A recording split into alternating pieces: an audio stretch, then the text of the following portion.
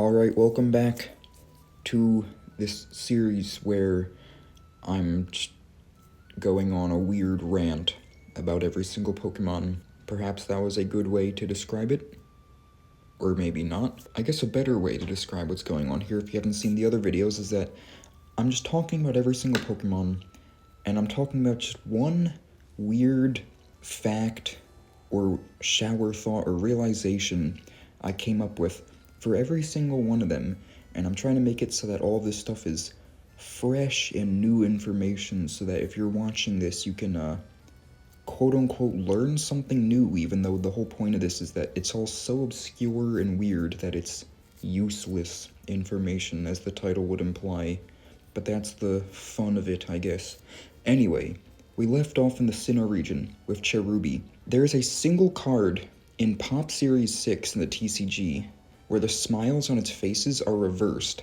The big one has an open mouth, and the small one doesn't, which is opposite to what it usually is. Cherim. Its overcast form implies that the sunshine form comes out just any time the sun is out, but that's actually not the case because it only comes out in strong sunlight for some reason. And I'm saying that because the word overcast means that the sun is covered, so you would think that the overcast form would only be when the sun is covered. However, the sun can be shining and it'll still be in its overcast form. It just has to be strong sunlight for its sun form to come out. At least that's what you can imply from the way battles work. Shellos. The inverse of its dex number is Octillery. Both of them are pure water types based on mollusks, because apparently snails, or slugs, and octopi are both mollusks. Gastrodon. There's this one time they had it in an artwork with cow Pokemon, which is weird because it's obviously a slug and not a cow, but if you take the words cow and slug and convert the letters in those words to their respective numbers in the alphabet, you can add those numbers up into 41 from cow, and slug's letters add up into 59. If you add those two numbers together, you get a perfect total of 100. Not that that means anything, but it's a nice even number, so there you go. Ambipom. It looks like it could fit in as a fourth member of the Unova monkeys, since it looks similar to them, and just like the Unova monkeys, they're all two-stage lines, but also because they're based on the See No, Hear No, and Speak No Evil, and Ambipom's whole thing is that it has the hands on its tail, so it could be like Feel No Evil. Drifloon. Its hearts in its regular form resemble Love Disc in its shiny form. Drifblim. One reason Flint may have one is because it has an afro, like he does. Yeah. Or just because, it's based on a hot air balloon, and he's fire types, because obviously Drifloon itself isn't a fire type, and he has one for some reason. Baneri. Its eyes, folded ear, and circle eyebrows sort of resemble Fido. Lopunny. Its ear decoration, whatever you call that thing, resembles both Berg's badge and Faulkner's badge. Mismagius. It sort of switches roles of Honchkrow, because Murkrow is a witch, or it's based on a witch, but then Honchkrow isn't, and then vice versa. Misdreavus isn't based on a witch, but then Mismagius is. Honchkrow, its dex number is 430. Backwards, that's 34, because you omit the 0, because it has no value, so 034 would just be 34. Then that number is Nidoking's dex number, and both of them are based on male leaders of sorts, being like a crime boss and a king, respectively. Glameow. The letters in its Japanese name are the same letters that make up the country Myanmar. Myanmar is bordered by the Andaman Sea, which is very similar to Adaman, a character from Legends Arceus, which is based in Hisui, which later became Sinnoh, which is Glameow's home region. Also, the people of Myanmar are called Burmese, which is also a cat species, and Glameow is a cat. Also, Burmese cats have yellow eyes, like Glameow does. Purugly. The pattern on its legs resemble the pattern Lopunny has in its Mega form, which came out years later, but both of them are evolved Gen 4 normal types. Chingling. So in the Super Contests, there is a Chingling called Chimer, and if you look at it, it sort of resembles just the entire, look of this one minigame from Mario Party 9 called Loggerheads, because Chingling itself represents the Whittle character that appears in it. And then in that sprite, Chimer the Chingling seems to be placing some sort of thing onto a stump, which is pretty much what happens in that minigame where that wooden dude character places bombs onto the stump.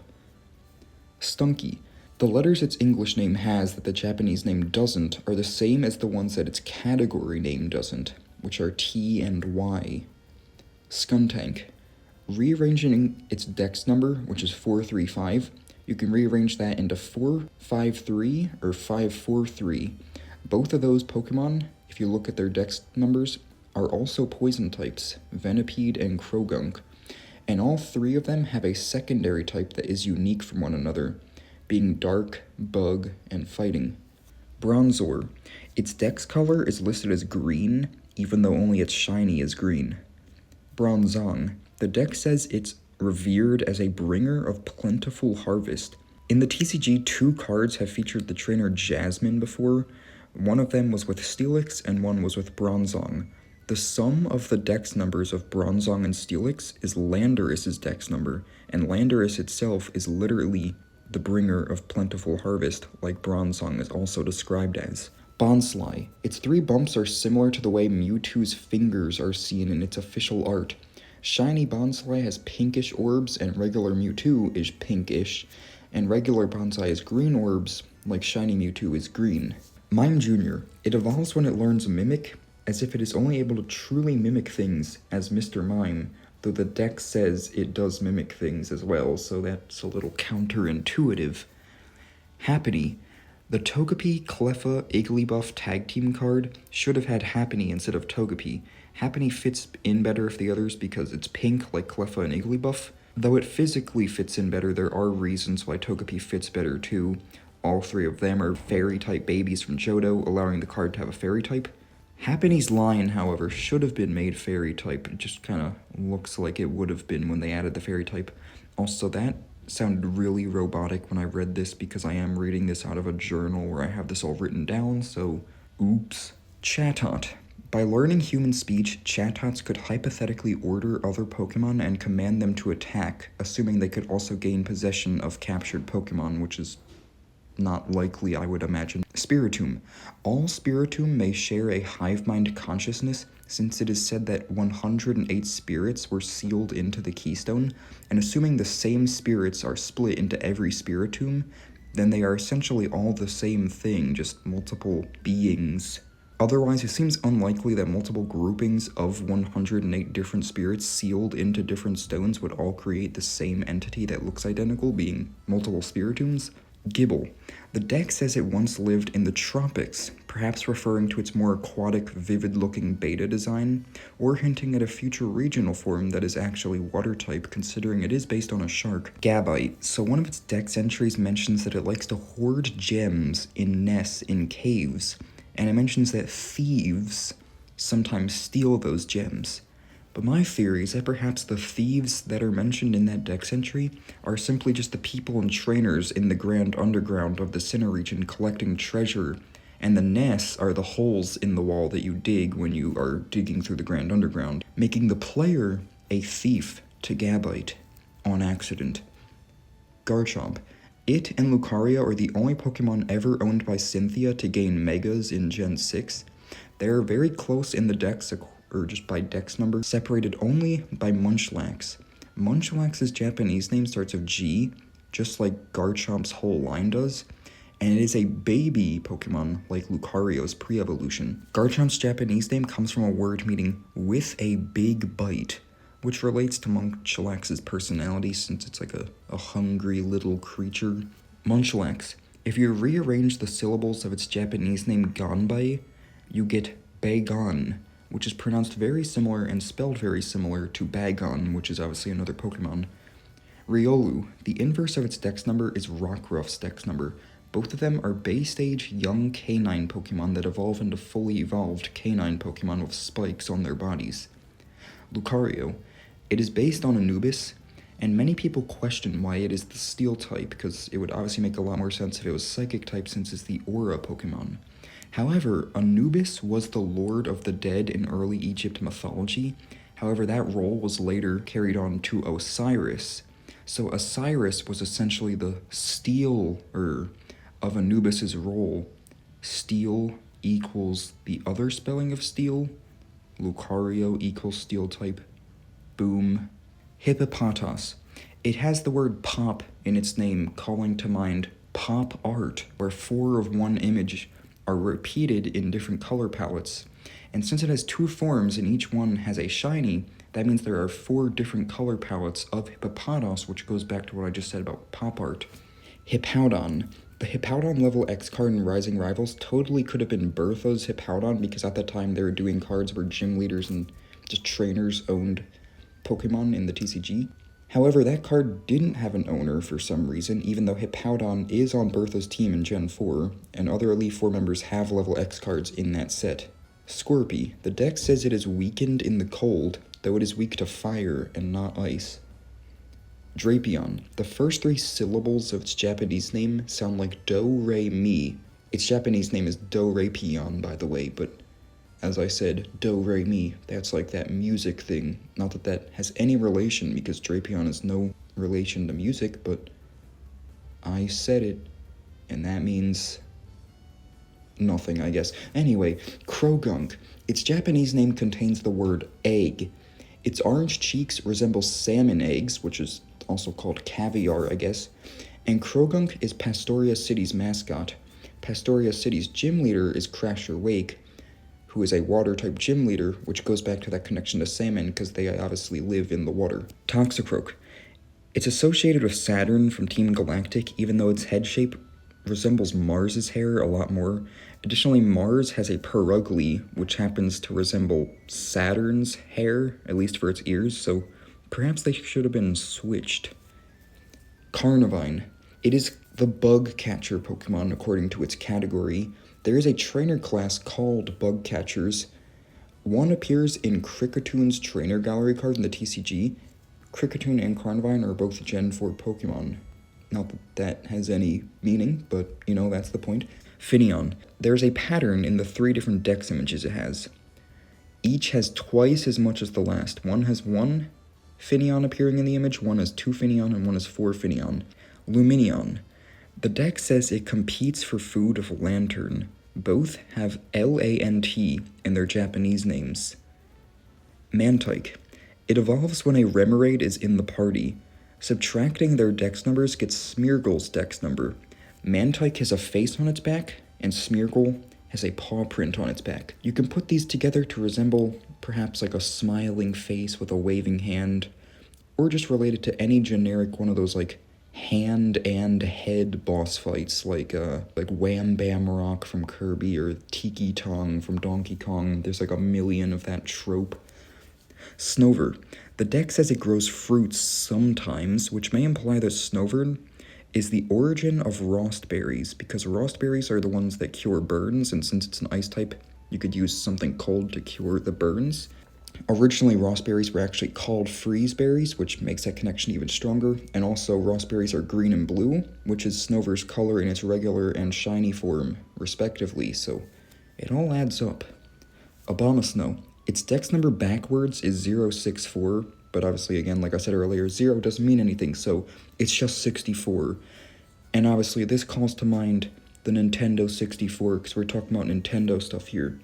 And in the game Mario 64, there is an Icy Mountain level, and the deck says Abomasnow lives in Icy Mountains. There is also a level called Snowman's Land, and Abomasnow is called a literal snowman in the Pokédex. Weavile. It uses False Swipe in Smash Bros. When you release it from a Pokeball, which it learns by using TM57. Its dex number minus 57 is 404. Error 404 in computing means not found. False Swipe is not found in Weavile's level up learn set because it can only learn it by TM. Magnezone. Metagross is a fusion of multiple Metang, and the dex actually shows this since it gives it the quote-unquote multiple body deck shape, even though it doesn't look like it has multiple bodies on face value. Magnezone, however, is also a fusion of its pre-evolution, and also doesn't look like it would be made of multiple bodies if you look at it at first. However, the dex doesn't give it the multiple body shape, like Metagross, so weird, I guess. Licky Licky. Its footprint is the shape of its head. Yep. Rhyperior. H, I, and Y, and also O, all letters from its name, make up Hyoihoi's name from Mario, who is made of rock, like how Rhyperior is a rock type. Tangrowth. The inverse of its dex number is Tortuga's dex number. Tangrowth evolves by learning Ancient Power, and Tortuga is a fossil Pokemon, so it's an ancient Pokemon. Also, Tortuga's type is 4 times weak to Tangrowth's grass type. Electivire. The letters in its English name that aren't in its Japanese name are C, T, V, and R, which can make up the word, or I don't even know if it's a word, but just CRT-TV, a device that relates to Electivire's electric type because, it's an electrical device. Also, 2007 was the year CRT TVs became less popular than LCD TVs, which is also the year Electivire made its debut in the US.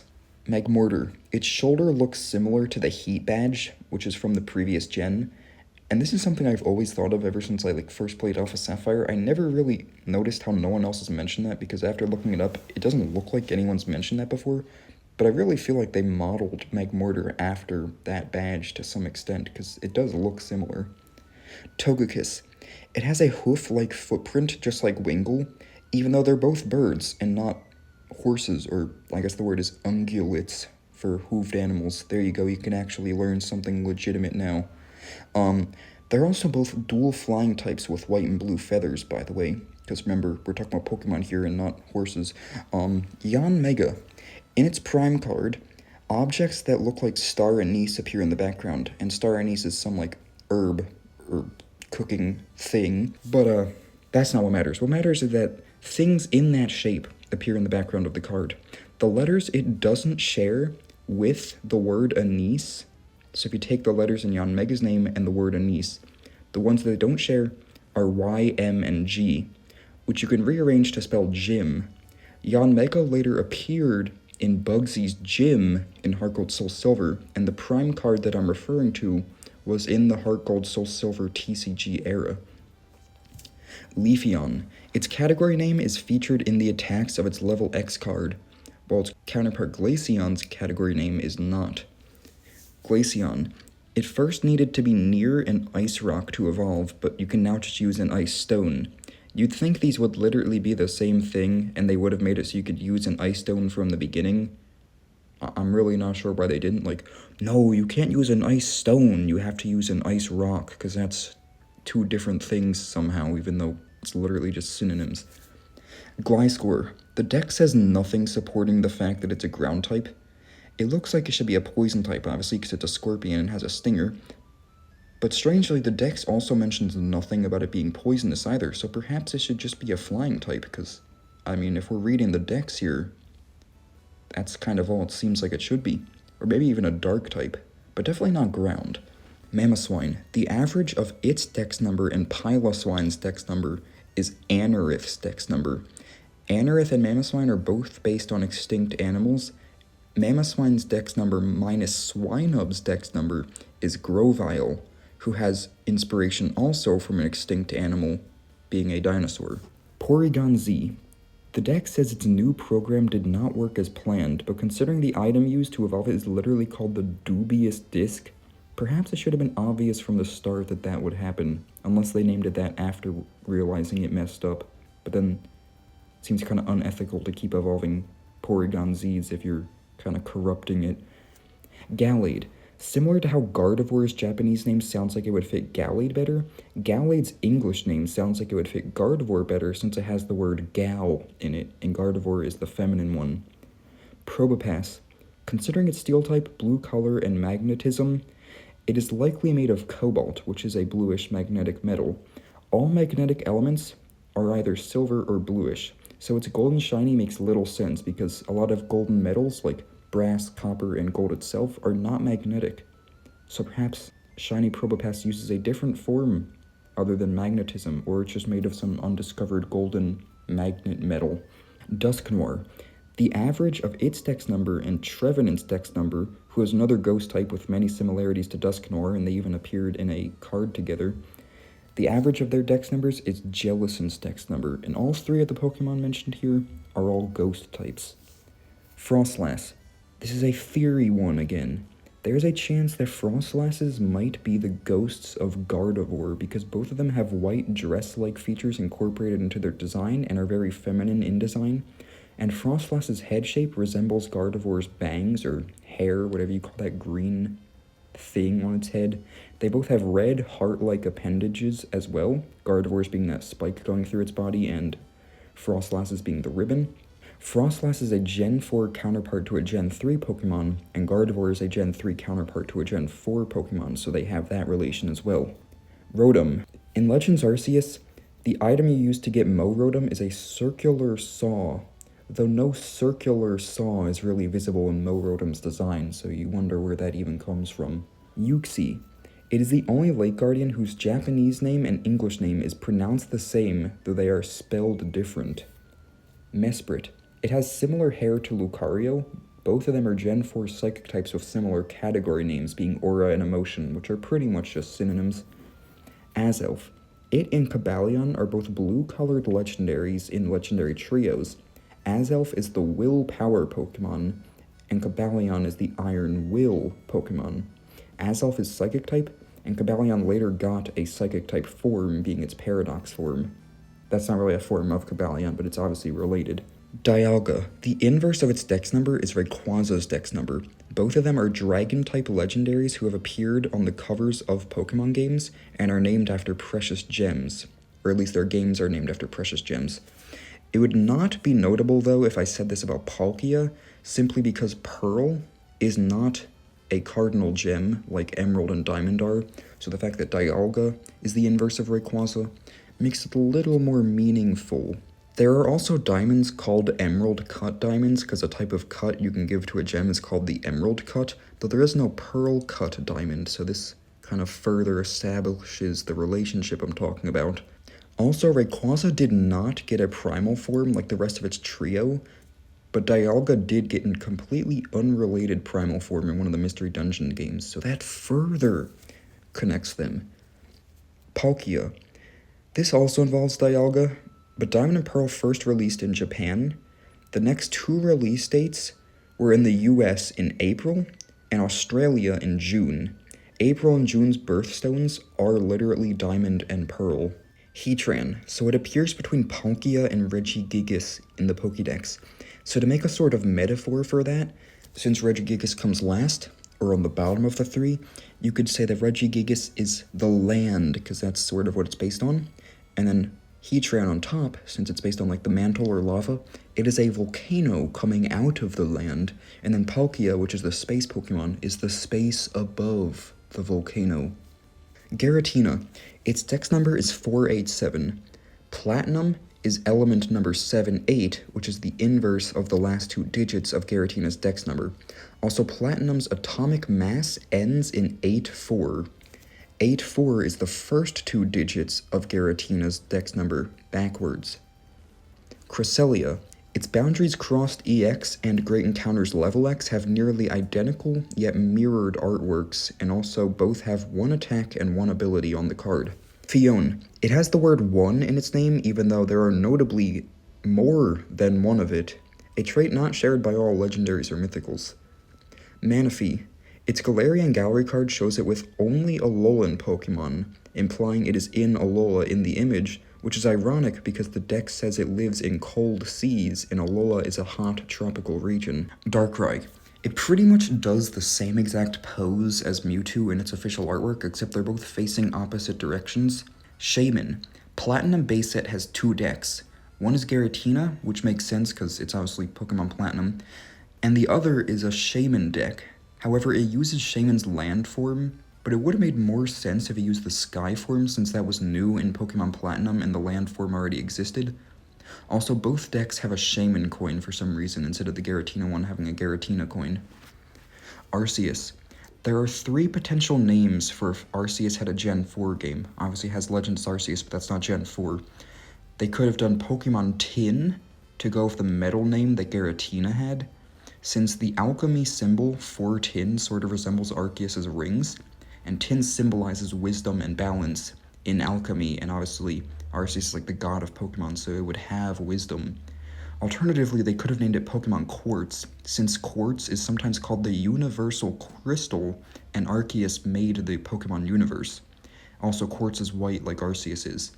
Lastly, they could have named it Pokemon Jade, because Jade is called the Stone of Heaven sometimes. I don't know who calls it that, but apparently someone does.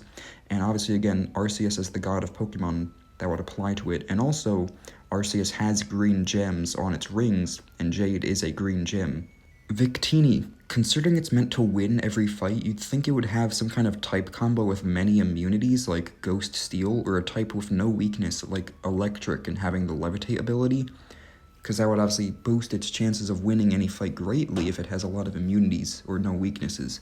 But instead it has a few weaknesses. Snivy, it is the only Unova base stage starter with an RC card, that being the Radiant Collection, which is in the TCG, and it's also the only one with an ultra rare.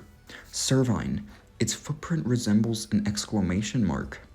Superior, it has some similarities to Rayquaza. Both of them have the green dex color and have a certain dex shape. Both of them have small arms and no legs, and yes, Superior has arms. They both have names that start with a late letter in the alphabet, one letter apart being S and R. They also have two crests sticking up out of their heads, and have yellow and red accents to go with their green bodies. Tepig, its Japanese name is Pokabu, which can be separated into Po and Kabu. Po Town from Alola appears in the TCG set Burning Shadows, which obviously has a relation to fire, which is Tepig's type. And then also Kabu, the other half of that, is a fire-type gym leader from Galar. And you might be thinking, okay, yeah, Kabu, surely that just means fire, right? No, it doesn't, because Kabu was apparently named after, like, cucumber or something, so not fire. It's just mere coincidence that everything I just said happens to be that way, I guess.